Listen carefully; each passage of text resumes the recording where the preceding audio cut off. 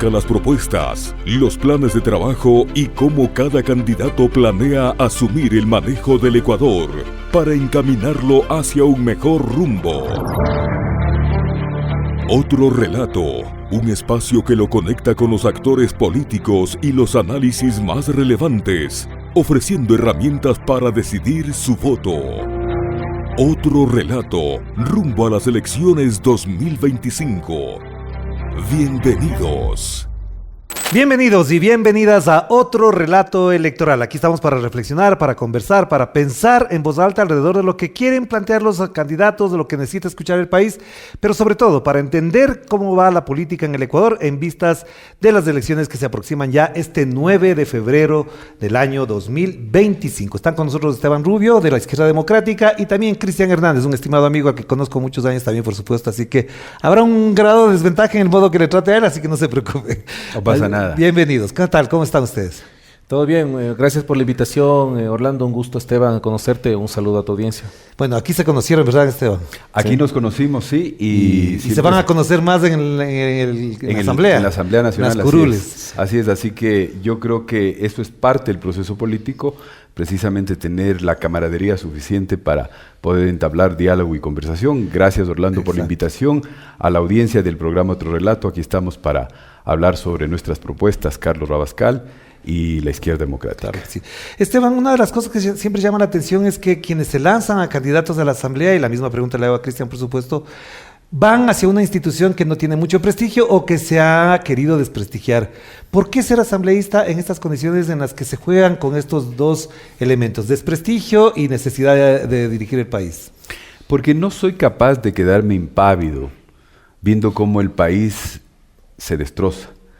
Porque creemos nosotros en la Izquierda Democrática, que tenemos un proceso de formación política, que es necesario involucrarse en la política porque de ella depende todo. En efecto, el 96% de ecuatorianos tiene una mala imagen de la Asamblea Nacional y solamente el 11% le cree a los asambleístas.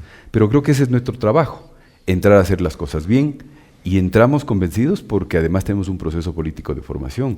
La Izquierda Democrática ha hecho eso con sus cuadros, formar políticos. Así que esta vez he aceptado la candidatura. ¿Por qué entonces, Cristian, tú que además sabes de la política, que estás al tanto de lo que vive el país de distintas maneras, te lanzas asambleísta ahora? Sí, bueno, sí quisiera referirme primero a que pasa en sistemas democráticos como el nuestro, ¿no? En donde existe un parlamento, una asamblea nacional que tiene unas dos únicas funciones, la de legislar y fiscalizar. Entonces se complica un poco en cuanto a la aceptación de la gente porque, claro, la asamblea no hace obras, no construye puentes, no hace carreteras y eso desgasta. Es un ente de representación esencialmente político. Pero considero que nosotros como ecuatorianos, como jóvenes, tenemos, yo diría que hasta la obligación de arrimar el hombro, de mojar el poncho, como se dice comúnmente, para empujar, salir de la crisis. O sea, la crisis por la que atraviesa el Ecuador no tiene precedentes. Llegamos a tener 14 horas de oscuridad al día. Las cabezas ruedan en las veredas. La situación económica, el bolsillo de la gente es increíble. Nunca habíamos vivido algo así. Y por eso precisamente es que tengo el gusto de encabezar la lista de candidatos por la Revolución Ciudadana en el Centro Sur y arrimar el hombro con la próxima presidenta mujer que vamos a tener. Claro. Esteban, en función de lo que acabamos de escuchar, además, ustedes son jóvenes relativamente con respecto a la política. ¿Cómo miran entonces a estas nuevas generaciones desde las que ustedes parten, desde las que ustedes dialogan, conviven familiarmente con los amigos? ¿Por qué esa distancia con la política si ustedes son parte de ellos? Yo creo que la distancia con la política es porque la gente y los jóvenes no logran o no terminan de entender que de la política depende muchas cosas, que exista pobreza, que exista riqueza. Lo que dice Cristian, que exista luz eléctrica o no. Hoy en día los jóvenes en el Ecuador quieren a los 30 años ser millonarios y a los 35 años quieren ser candidatos a la presidencia de la República. No, además a los 20 quieren ser como Moisés Caicedo, como Henry Páez, que tengan contratos millonarios. Claro, y a los 35 candidatos a la presidencia de la República porque la Constitución les permite. Pero yo creo que la vida está llena de procesos. Y voy a poner un ejemplo. Para ser general uno tiene que pasar por capitán, por mayor, por coronel. Algunos no hacen ni la conscripción. Exacto, y en la vida política tiene que ser igual, pero la gente quiere saltarse los procesos. Y lo que está viviendo el Ecuador es precisamente eso. Hoy nos dedicamos a este aparatito que sin lugar a dudas nos vende una vida fascinante, pero detrás de esas fotografías hay esfuerzo, hay sacrificio. Ajá. Y creo que lo que necesitamos los ecuatorianos entender es que este país necesita hombres con resiliencia, necesita hombres valientes que se han caído y se han levantado. Y Carlos Rabascal es uno de ellos, ya lo ha demostrado. Pero tú, ¿por qué mencionas eso? ¿Cuál es tu trayectoria? Sé que has sido funcionario público, que has estado en algunas instancias. ¿Esa experiencia te permite llegar en mejores condiciones que otros en este momento o no? Yo creo que sí. Me permite llegar con el conocimiento del sector público. Ya. Tengo experiencia en el sector de la defensa, en el sector de la seguridad interna. De la seguridad social también, ¿no? También estuve en la seguridad social, sí, fui subdirector del Seguro Social Campesino, Ajá. he trabajado con el sector campesino, pero además de eso, yo creo que lo fundamental aquí es entender que necesitamos servidores públicos comprometidos, ecuatorianos comprometidos, porque no solo depende del servidor público, de los asambleístas o del Ejecutivo, depende fundamentalmente de la actitud que los ecuatorianos pongamos frente a lo que está ocurriendo en el país. Ya. Cristian, en función de esto que acaba de decir Esteban, ¿hasta dónde hay posibilidades, por ejemplo, desde la Revolución Ciudadana, desde el movimiento con el que estás participando, de reiterar en lo que acaba de decir, que el servicio público sea así? Porque buena parte de la disputa con ciertos sectores de la derecha, neoconservadores y algunos hasta fascistas, es que no quisieran el Estado, que no quieren saber nada de burócratas. ¿Cómo entonces revalorizar eso? A ver, yo creo que la función, la esencia del Estado es imprescindible para una sociedad, y más aún con el avance de la tecnología. En la medida en que los pueblos, las sociedades se desarrollan, el rol del Estado es cada vez más necesario, más importante. Y claro, nuestro país hace 8 años tuvo una década que realmente le entregó obras, servicios públicos de calidad, de acceso gratuito para la gente, la salud. Iban a los hospitales, encontraban medicinas, médicos, especialistas. Nada más gente con mucha plata, ricos, se operaban del corazón en el Seguro Social. Por supuesto, había mejor equipo hasta, al menos acá en Quito, y no me vas a dejar mentir, Orlando, igual Esteban, había mejor equipo que en el propio hospital metropolitano.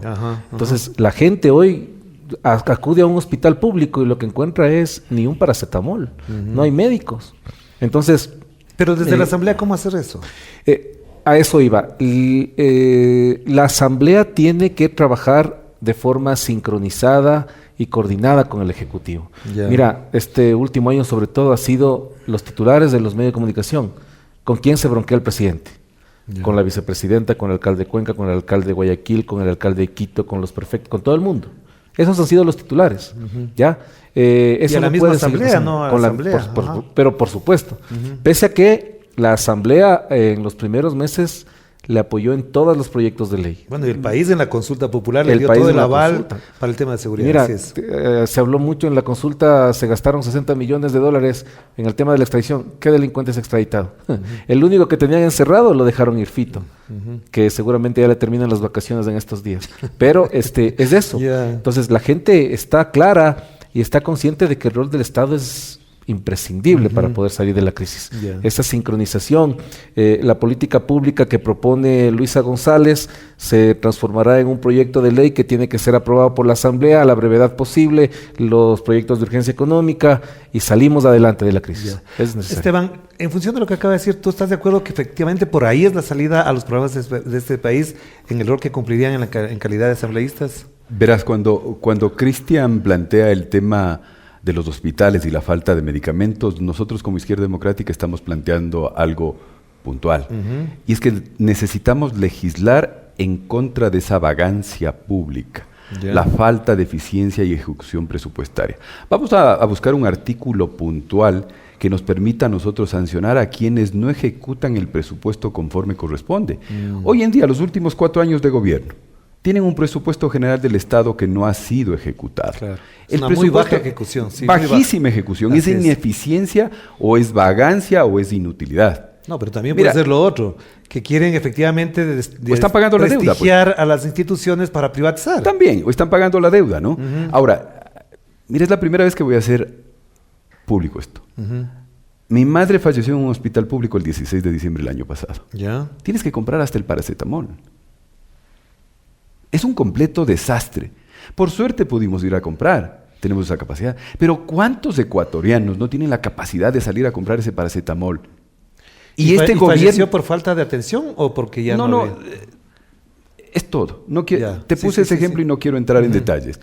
Pero no puede ser posible que te digan que en este país todo está bien, que por las redes sociales te vendan que todo está bien. Pero vayan a los hospitales, Claro, claro.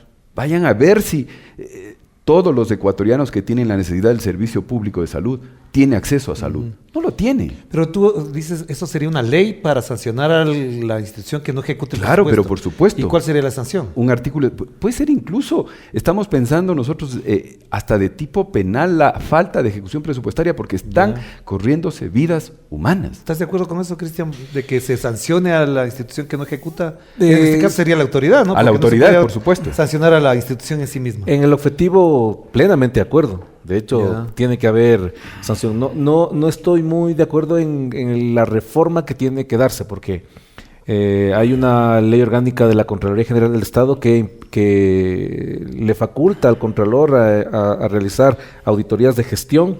En la ley electoral, el incumplimiento de los planes de gobierno, que incluso Ya. es causal de juicio político del presidente de la República, de los ministros incluso. Entonces, sí, completamente de acuerdo con Esteban. Eso no puede pasar. Y es lo que siempre dice Luis en las intervenciones públicas. No solo que es indolencia con las necesidades de la gente, sino que es ineptitud e incapacidad. Hay un presupuesto aprobado, hay los recursos, están ahí. Y por ejemplo, el caso de la subida del IVA al 15%. Ya. Nos mintieron de que ese excedente, esa nueva alza del IVA, iba a ser destinado a seguridad. De los más de 1.200 millones de dólares, se han gastado 41 en seguridad. ¿Qué se hizo el resto? ¿Qué se hizo los 1.160 millones de dólares? Pero hay 600 millones en contratos de emergencia en varias cosas, supuestamente para actuar en función de en chalecos, en balas, en armamento, etcétera. Ya, ahora habrá que revisar esos contratos de emergencia. claro, Muchas claro. veces el burócrata irresponsable busca que la circunstancia sea de emergencia para poder contratar a dedo. Ajá. Y mira lo que pasó con Progen. Contrataron a dedo, la empresa no hay. No, y ahora se están fue en lo llevando mismo. Es exactamente Ya, algo ibas eso. a decir, Esteban, perdón. Sí, cuando hablas del tema de los chalecos, pero antes un paréntesis, Ajá. Cristian habla sobre la Contraloría General del Estado. Ya. Este momento, ¿qué está haciendo la Contraloría General del Estado respecto de que se están gastando fondos públicos en una campaña electoral? ¿Qué está haciendo? Con las El cocinas contra- de inducción. Eso es una. ¿Y qué está haciendo cuando el Ejecutivo hace campaña con fondos públicos? Entonces, la institucional de este país también no responde a los intereses de los ecuatorianos, responde a los intereses del gobierno de turno. Para ustedes, fondos públicos es, por ejemplo, lo que hace la esposa del presidente, la señora Lavinia Balbonesi, con todo el aparataje que va a todas partes a hacer obras de caridad. ¿Es fondos públicos? Son fondos públicos, utilizan Entonces, ahí hay una vehículos, infracción. pero por supuesto, pero ¿dónde está el Contralor? Ya. ¿Dónde está el Contralor, señor Contralor? ¿Dónde está? ¿Cuál es su gestión?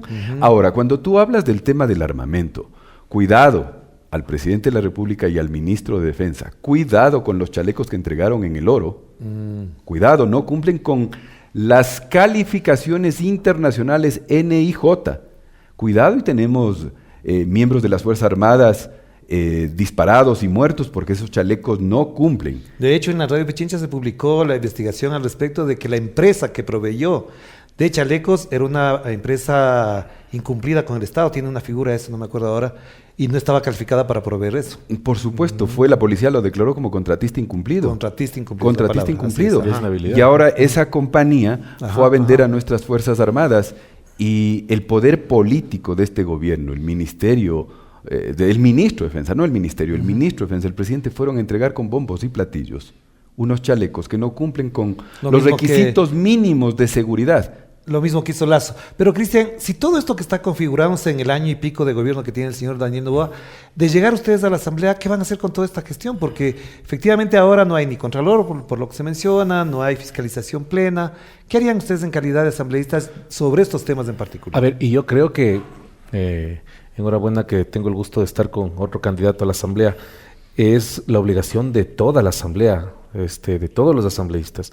Y es evidente y creo que no necesita mucho análisis, mucha interpretación. Y te pongo solo un ejemplo. Ajá. El artículo 93 de la Ley Orgánica de Elecciones del Código de la Democracia dice claramente que los servidores públicos para una reelección deben Pedir licencia. pedir licencia. Ya, es más, ni siquiera dice deben pedir, gozarán de una licencia obligatoria. Ajá. Ya. La norma es clara, no necesitas interpretación, ni corte constitucional, ni nada. y el presidente se inventa una figura de encargar, y eso más, a dedo a una persona que nadie conoce, siquiera nadie eligió la presidencia de la República cuando él quiere, pero se pasa todo el tiempo siendo presidente cuando debía pedir licencia. Eso es incumplir a más de incumplir una norma legal, es incumplir sus funciones, porque la primera función del Ejecutivo es precisamente el cumplimiento de la Constitución y la ley. Pero ¿qué pasaría si es que esto, siendo así, gana las elecciones Daniel Noboa, se reelige? ¿Qué va a pasar si es que incumplió la ley? Tiene que someterse al juicio político. ¿Y destitución? Pero por supuesto. Ajá. O sea, mira, tú conoces, Orlando, yo soy abogado de Jorge Yunda, Ajá, de las empresas de él, y él terminó removido por no haber hecho una sesión de rendición de cuentas presencial. ajá. Cuando la ley, pandemia, sí, en efecto, estaba en plena pandemia. Y Jorge hizo vía Zoom, que claro, tuvo más vistas que incluso lo que pudo llenar en una sala cualquiera. Ajá. Y ese fue el motivo del incumplimiento, y le removieron. Claro. Ya, Ajá. tanto más una norma incumplida tan evidente como el Código de la Democracia. ¿Y por qué el presidente, que no creo en el caso en que se reelija a Daniel Noboa, no tenga que someterse al control político? Y creo que es una obligación de toda la Asamblea, o al menos de quienes no se dejen comprar con lo que seguramente pasará. Esteban, ¿estarías de acuerdo en hacer un juicio político si ganaría las elecciones de Daniel Noboa en función de estas causales que menciona Cristian? Yo creo que no solo el juicio político, yo creo que es necesario un juicio moral y ético en este país. Hay que inaugurar la verdad, hay que inaugurar la honestidad en nuestro país. Hay algo que yo ato de lo que dice Cristian, lo que dices tú. Pónganse a pensar lo que están en este momento reflexionando los empresarios, los inversores. Si el presidente de la República viola la ley todos los días, no lo digo yo, lo dice un colega tuyo, lo dice Aguilar, el periodista Aguilar, todos los días viola la norma, no hay seguridad jurídica, eso significa que no va a haber inversión, y si no hay inversión, no hay producción, y si no hay producción, no hay seguridad, y si no hay seguridad, estamos como estamos. ¿Pero estás de acuerdo o no con el juicio político? ¿Apoyarías, digamos, en el hipotético caso de que en el se hipotético reelegiría? caso, claro, pero por supuesto. Pero también hay si no otra ha instancia, cumplido. porque el problema, digamos, si ya no gana Daniel Noboa, entre esta fecha del 9 de febrero hasta el 24 de mayo, hay un plazo para poder desarrollar eso. ¿Ustedes pedirían a los legisladores que están actualmente en ejercicio que se haga el juicio político? Totalmente, y estoy seguro que la bancada lo va a hacer. De la Revolución Ciudadana. Por supuesto. Ajá. Pero no Es que es alcanzan los evidente. votos, creo yo. Mira, son tantas las vulneraciones a la norma expresa, a la ley, que causales para juicio político hay más de una. Entonces, en la próxima asamblea, que estoy seguro que vamos a tener una representación absoluta, cómoda y mayoritaria, Ajá. como Revolución Ciudadana, estoy seguro que vamos a tener Ya. los votos también. Ahora pasemos a otro tema que para mí también es muy importante, hasta dónde lo que estamos viviendo ahora en el Ecuador en función, por ejemplo, de la migración, de lo que está pasando en Estados Unidos, a ustedes les convoca o les invoca, sería la palabra más adecuada, para tener otro tipo de legislación que garantice los derechos de los migrantes en caso de que ocurran cosas como las que están pasando en Estados Unidos, que los votan prácticamente, los deportan, por ejemplo. Yo creo que la política pública en el caso de migración es fundamental y es necesario implementarla. Una de las quejas que ha tenido nuestro candidato Carlos Rabascal cuando ha visitado las asociaciones de migrantes y a los migrantes, precisamente que la Cancillería no trabaja el tiempo que debería trabajar en el exterior. El fin de semana debería ser un día hábil, porque nuestros hermanos migrantes es el día o los días que tienen para poder concurrir hasta los consulados. Además que muchos quedan lejos, ¿no? Sí. Además, Ajá. entonces yo creo que la política pública en migración tiene que ser revisada, tiene que ser reformada y de cercanía con nuestros hermanos migrantes, que además es un capital millonario que retorna al Ecuador, ¿no? Claro, claro que sí. Pero Cristian, ya hubo esa política en el gobierno de Rafael Correa. Es decir, la Secretaría del Migrante se restablecería. ¿Crees que a partir de la Asamblea se podría también apoyar esa institucionalidad que había a favor del migrante ecuatoriano? Por supuesto, desde la Asamblea, desde el Parlamento andino, desde el Ejecutivo, con Luisa González, sin duda se van a implementar políticas públicas en favor del migrante que un poco retome lo que ya hubo y lo adecue a las circunstancias actuales. Lo que pasa con Estados Unidos es fuera de cualquier análisis humano, ¿no? Y uno desde acá, desde afuera ve con bastante tristeza cómo se está tratando a los seres humanos, porque Los migrantes lo que buscan es mejores días, que lamentablemente estos últimos 8 años de gobiernos neoliberales han obligado a la gente a salir, como pasó en el 90. Y es una realidad que no hay que negar. Lo ideal sería que regresen, pero como están las circunstancias en el país, no es factible que lo hagan. Claro. Pero hay que someter, hay que imponer políticas públicas transformadas en leyes, y desde la Asamblea a las iniciativas de Luisa González lo vamos a apoyar. Ahora, les veo que todos están de acuerdo, en nada no hay divergencias ni nada. ¿Qué te diferencia a ti de la Revolución Ciudadana desde la Izquierda Democrática? ¿O por qué no participas por la Revolución Ciudadana y al revés? Pero empecemos por Esteban. A ver, si coinciden tanto, ¿por qué no están en el mismo partido? Yo creo que la coincidencia de pensamiento con Cristian se acerca mucho en poner al ser humano sobre toda política pública. Además, somos dos jóvenes, medianamente jóvenes, involucrados en la política, que tenemos el interés de tratar de hacer las cosas bien. Creo que no es el momento de establecer diferencias en nuestro país. Yo creo que ya la gente no aguanta más esta bronca. Ya no hace falta eso. Lo que necesitamos es tratar de coincidir, tener un consenso de alguna manera. Avanzar en las coincidencias. Avanzar en las coincidencias y dejar de lado lo que no se pueda coincidir. Me parece perfecto. Tú, Cristian, ¿qué piensas? ¿Qué te diferencia de la Izquierda Democrática en función de lo que estamos hablando para que estés en la Revolución Ciudadana y no en la Izquierda Democrática? Sí, a ver, como te dije, yo tengo el honor de, como siempre digo cuando intervengo con la gente, de encabezar la lista de la gloriosa Revolución Ciudadana. Una organización política que, mira, después de tanto desprestigio, de tanto ataque mediático, se mantiene en la preferencia de la gente, vigente y con gran aceptación, con gran cariño de la gente cuando uno va por las calles y todo. Yo siempre respetaré los puntos de vista y los criterios de todas las organizaciones políticas. De eso se trata la política, de eso se trata la democracia, el respeto por el pensamiento. Por ahí, no necesariamente con Esteban, las actuaciones de la Izquierda Democrática, sobre todo en la época de Lazo, cuando Vilma Andrade era asambleísta y que siendo de izquierda votaban en las políticas públicas que proponía un banquero. Entonces, no es solo ser, sino parecer también. Pero yo confío en que, como siempre, hay esa renovación en toda organización política, esas cosas cambien, ¿no? Y siempre podamos legislar. Pero tú no vienes de la Revolución Ciudadana, no has participado en la Revolución Ciudadana. ¿Por qué ahora en la Revolución Ciudadana sí? A ver, yo no he participado en ningún otro movimiento político. Es mi primera incursión en ¿No participaste en la campaña de Jorge Ayunda? Sí, pero no militando directamente. No militando. ¿Por qué entonces ahora con la ARC? Yo me considero correísta desde el 2007. Y he sido, mis redes sociales están ahí. De hecho, por eso también he aguantado persecución, incluso más que por haber trabajado para Jorge Ayunda, por mi experiencia en la función pública en el gobierno de Rafael Correa. Entonces, tú conoces más que nadie cómo ha sido la persecución y desde los propios periodistas, ¿no? Y uno ve cómo es el mismo tema. Pasa algo, el periodista A sale a encender la noticia, cae la Fiscalía Llana con las cámaras de Coavisa y Teleamazonas y se fue la persecución. Es mi primera vez en política y orgulloso de estar en el movimiento con quien me he identificado todo este tiempo y sin temor a equivocarme no cambiaría nunca.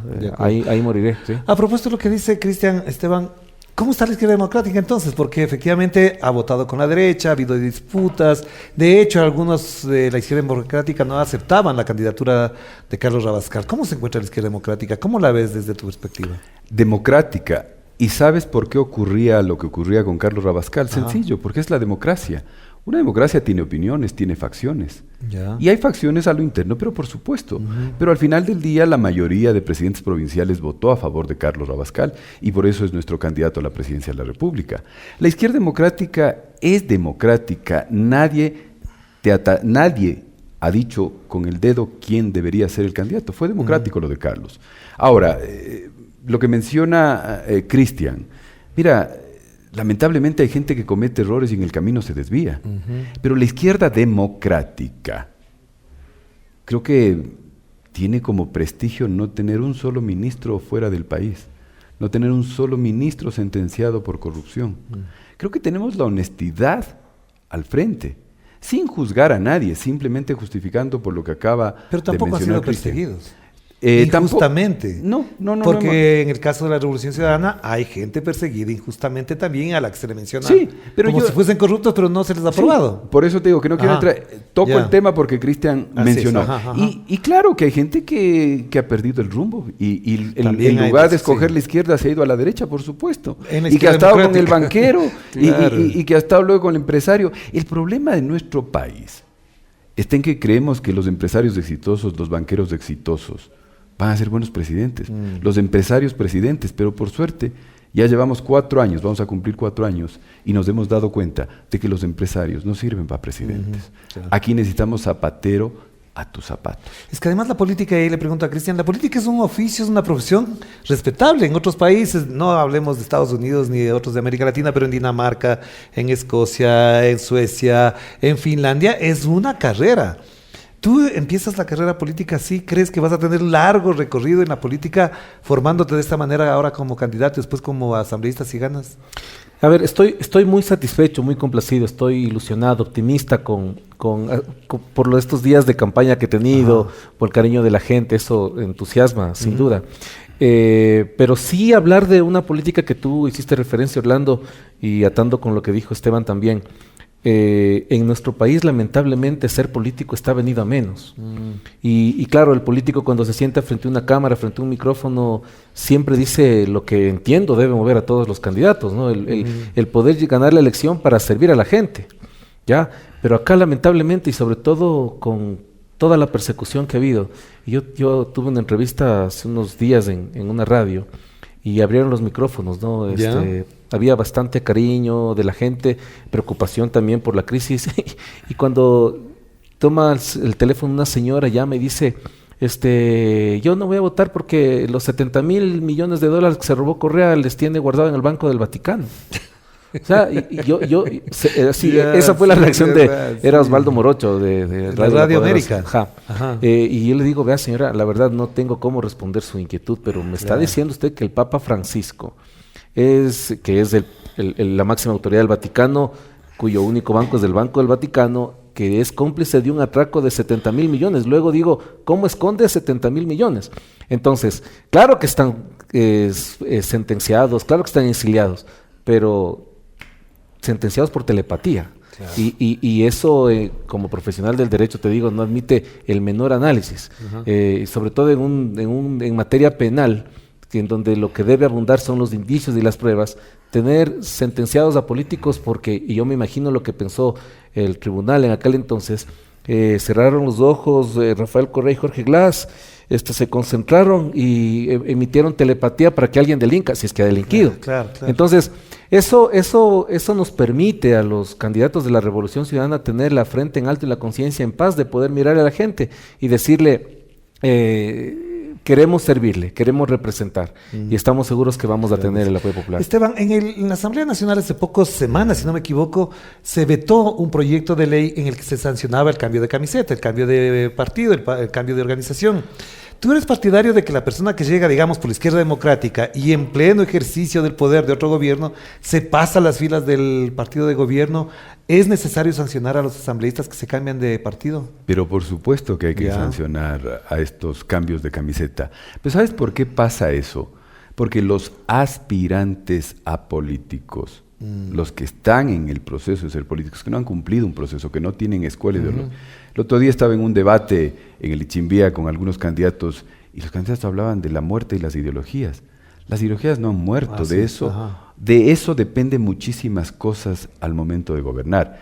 Lo que puede pasar con el tema de las ideologías es que hay que actualizar al momento. Claro. Pero te decía que los aspirantes a políticos pretenden aplicarnos el artículo 13 de la ley del sabido.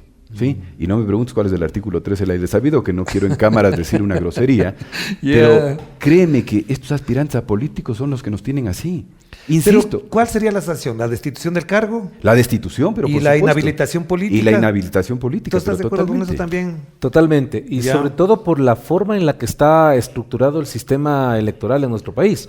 Uno llega luego por el método Webster, que es el que está en vigencia, pero además un régimen de partidos en el que la organización política acertadamente ubica a los candidatos en función de las primarias y de las elecciones internas. Ajá. Entonces, si tú estás en un lugar en el que, luego del cálculo electoral, por el método, terminas favorecido y teniendo una curul, porque así lo decidió el movimiento político, ¿cómo te cambias? Es un tema que, más allá de lo ilegal Pero que debe el presidente resultar- no va a vetar esa ley. Porque quizás, digo yo, esto sí lo asumo yo, muchos de los asambleístas con los que cuenta ahora en su bloque se pasaron de partido. Entonces no les quiere sancionar a los suyos propios. Porque no tiene otra explicación. Por supuesto que debe ser por eso. Claro que sí. Y porque seguramente le va a volver a pasar en las elecciones. Yo no Claro. creo que va a tener una representación Mayoritaria. mayoritaria y va a necesitar el movimiento. Ya no creo con el Ejecutivo, pero va a necesitar crecer. ¿Y qué necesita para eso? Qué feo decir esto, pero comprar la conciencia de los asambleístas. Ya. Y habrá asambleístas que se presten para eso. Pero eso no puede pasar. Claro. Debe ser sancionado legalmente y debe ser sancionado moralmente por la gente. Esteban, ¿tú confías en el Consejo Nacional Electoral? ¿Crees que hay condiciones válidas, legítimas, operativas para que el resultado electoral refleje la voluntad popular? Porque yo he revisado unas 2 auditorías de la Contraloría de las elecciones del 19 y del 21 particularmente, y hay cosas muy, muy sucias, muy cochinas que creo que no se han denunciado públicamente. Ojalá la investigación que estamos desarrollando se pueda hacer pública en un momento determinado, pero te digo, la pregunta de fondo es, ¿confías en el Consejo Nacional Electoral? La institucionalidad del país no goza de la confianza de los ecuatorianos. Ya. Hoy el Consejo Nacional Electoral está en el ojo del huracán, En entredicho. en entredicho. Tienes jueces del contencioso electoral que tienen familiares, tienen parientes que son parte de un partido político. Ya. ¿Qué puedes esperar tú de un proceso que tiene estas vinculaciones? Muchos de ellos han negado, pero creo que tontos no somos. Creo que esto es fácil de darse cuenta. Ojalá y el CNE pueda actuar con absoluta transparencia. Ojalá el CNE pueda darle resultados fidedignos el 9 de enero a los ecuatorianos. 9 de febrero. 9 de febrero, perdón. Ojalá lo pueda hacer. Ya. Tú, Cristian, ¿confías en el Consejo Nacional Electoral? Tomando en cuenta además que en esas auditorías que te menciono y que si te les puedo hacer llegar a los 2, por supuesto, se nota que hay algo muy raro, por lo que no llegó Yacu Pérez en un caso, no ganó Andrés Arauz, que lo dice la Contraloría, no lo digo yo. ¿Qué hacemos con el Consejo Nacional Electoral en función de lo que dice Esteban, que no hay confianza en esa institución y en los consejeros en particular? Respecto a la pregunta, si confío en el Consejo Nacional Electoral, no. Y creo que es el sentir de toda la gente. Le ha permitido a Noboa hacer todo lo que quiere. No pidió licencia, está usando recursos públicos, encarga la presidencia a una persona, a una dama que ni se la conoce, menoscaba la dignidad de mujer de la vicepresidenta, rompiendo la ley electoral, por supuesto. Entonces, confianza no hay. Y lo que decía Esteban es muy cierto. ¿Cómo puede la presidenta del órgano electoral, de quien organiza las elecciones, puede tener a un hermano trabajando de empleado de Noboa? Porque más allá del nombre de cónsul, etcétera, es funcionario del presidente Noboa. ¿Cómo puede Ángel Torres tener a su pariente de director del partido de Noboa? Claro. Mira, hay un principio de cualquier autoridad, de cualquier juez, sea administrativo o jurisdiccional, de imparcialidad. Entonces, cuando tú ves que hay algún interés que se contrapone a lo que puedes decidir, tienes que excusarte. Y no es solo en materia civil, en materia penal, en derecho administrativo, en derecho electoral. Ellos debían abstenerse.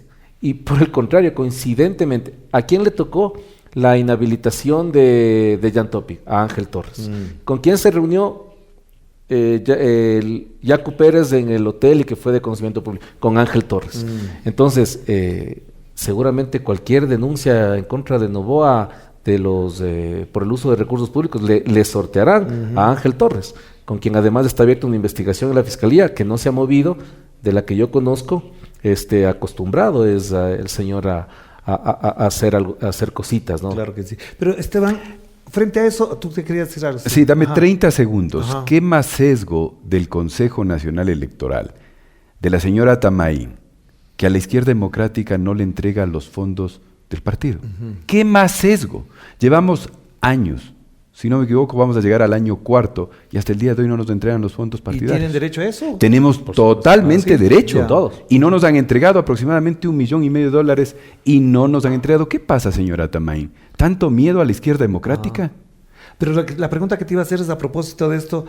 Otro factor, o otro actor más bien dicho, en las elecciones es que los observadores internacionales normalmente tienen la fama de venir a pasearse, pasan las elecciones, desaparecen y no pasa nada, cuando hay efectivamente casos y denuncias concretas de no haber hecho unas elecciones sumamente técnicas y a veces con mucha sospecha de fraude. Bueno, hay que empezar a exigirles, ¿no? Yo digo, ¿qué pasa con las organizaciones políticas? Los demás, los que estamos aquí sentados. Hay que empezar a exigir a esos observadores que observen. Y si necesitan apoyo y ayuda, hay que apoyarles a observar, pues. Claro. Porque si las otras organizaciones políticas que no estamos en el Ejecutivo, que no estamos en el poder, no nos juntamos, estamos perdidos. Ya.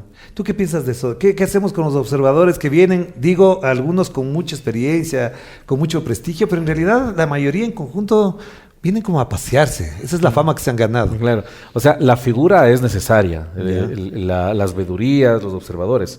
En todo proceso electoral siempre va a bañar de transparencia, al menos en la etiqueta, en el papel. Habrá que también un poco desde lo social presionarles para que... Pero, por ejemplo, yo no me imagino en esta elección un observador internacional que no se asombre al menos, que no reproche las actuaciones del Consejo Nacional Electoral, de dejarle hacer al presidente en funciones, que al final de enero cobrará su mensual, participar con el resto de candidatos. Lo que le pasó a la Revolución Ciudadana, y un poco parecido a lo que le pasa a la izquierda democrática. Nos ha vetado, se ha opuesto y no ha permitido que se transmitan cuñas, que lo único que dice es la propuesta para el electorado. Claro, como 4 cuñas. Exactamente, vetadas. cuñas radiales. Cuando a Daniel Noboa le permite hacer todo, él anda con su seguridad, con sus funcionarios, que además cobran un dinero público, siendo presidente de la República. O sea, se rompe el principio de igualdad, se rompe la ley y daña completamente las elecciones. Claro. A ver, para ir cerrando, porque se nos fue el tiempo volando, Esteban, tengo algunas preguntas muy concretas que creo que las deberían responder casi de inmediato los dos. Hay algunos sectores que dicen que hay que bajarle el sueldo a los asambleístas. ¿Estás de acuerdo con bajar el sueldo? ¿Estarías en esa disposición? Sí, pero también bajar el número de asambleístas. ¿Por qué? Y establecer requisitos mínimos, que los partidos políticos establezcan requisitos mínimos para sus candidatos. Ya. En principio, formación política. Ya. Fundamental. O sea, tengan militancia, trayectoria adentro del partido para ser candidatos por el partido. Proceso político. Ya. Si tú me pones a administrar el restaurante, yo lo administraré 3 meses, luego lo quiebro. Yo no soy experto en eso. Ya. Si tú me pones en cirugía, yo no soy médico, soy abogado. Entonces, zapatero a tus zapatos, necesitamos gente Pero que no ha sido entienda nunca la política. asambleísta. Pero conozco de derecho, Ya. del proceso de formación de leyes, conozco el sector público. Ya. Es más, no es por nada, pero creo que los abogados son los mejores para administrar el Estado Ya. por el conocimiento de la estructura estatal. Ya. Pero ¿a cuánto bajarías de sueldo si es que fuese así? No tengo idea este momento. No sabes pero- cuánto pero vas a ganar si ganas las elecciones. es en lo menos que me he preocupado, la verdad. Tú, Cristian, A ver, yo no estoy de acuerdo con ese tipo de medidas, porque claro, suena bonito, ¿no? Tal vez para Muy convencer a la populista, gente, ¿no? muy populista, pero Ya. la gente tiene o está acostumbrada a ver en la Revolución Ciudadana la coherencia y la verdad. Ya. Fíjate que yo, cuando Jorge era asambleísta, él fue quien presentó el proyecto de enmienda para reducir el número de asambleístas, Ajá. y yo trabajé en función de eso, como profesional del derecho, pero en lo personal yo no estoy de acuerdo.